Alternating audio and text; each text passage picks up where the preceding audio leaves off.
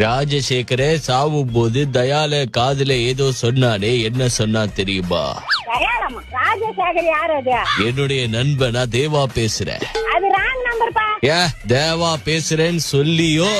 என் பேர் மரகதா, எங்க வீட்டுக்கார பேர் ஏழுமலை. ராஜசேகர சாகும் போது தயால காதுல என்ன சொன்னா? அதெல்லாம் எங்களுக்கு தெரியாது. போன கட் பண்ணி படிக்க மாட்டேங்குது.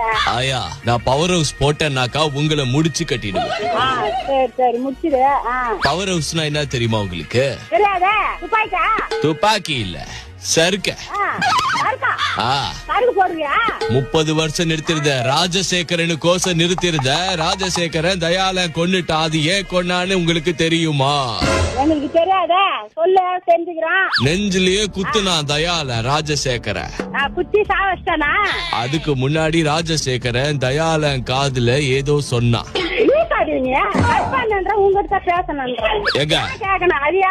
என்னுடைய நண்பன், நெருங்கிய நண்பன் ராஜசேகரோட தங்கச்சியை தான் நான் கல்யாணம் பண்ணிருந்தேன். ஒரு சிலிண்டர் வெடிப்புல என் பொண்டாட்டி இறந்துட்டா.